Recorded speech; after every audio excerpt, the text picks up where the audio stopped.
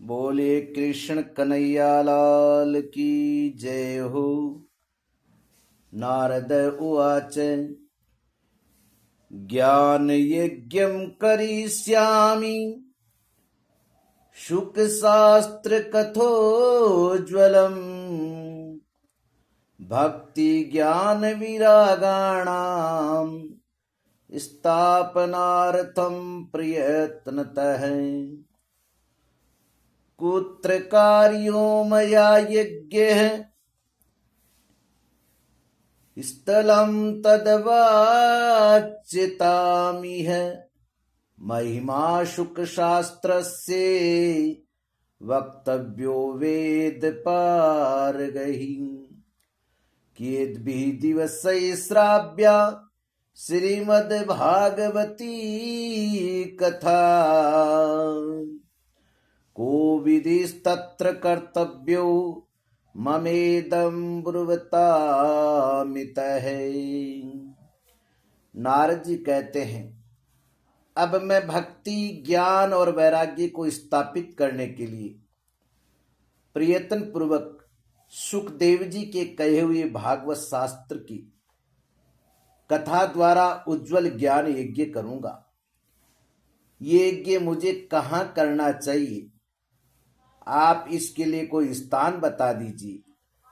आप लोग वेद के पारगामी हैं, इसलिए मुझे इस शुकशास्त्र की महिमा सुनाइए।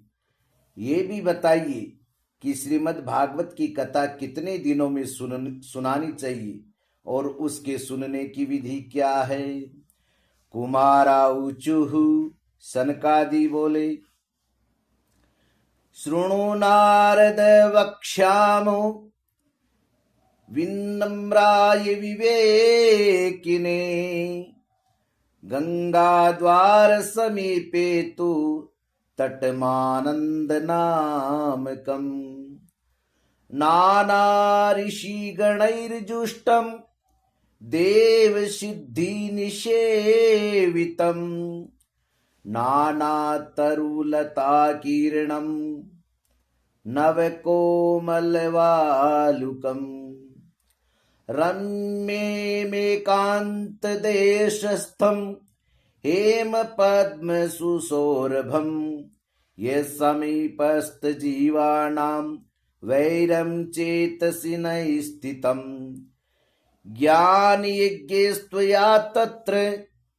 कर्तव्यो है प्रयत्नतः अपूर्वरसरूपा च कथा तत्र भविष्यति पुरस्तं निर्बलं चैव जराजीर्णकलेवरम् तद्वयं च पुरस्कृते भक्तिस्तत्रागमिष्यति यत्र भागवती वार्ता तत्र भक्त्यादिकं व्रजेत् कथा शब्दं समाकर्णे तत्रिकं तरुणायते।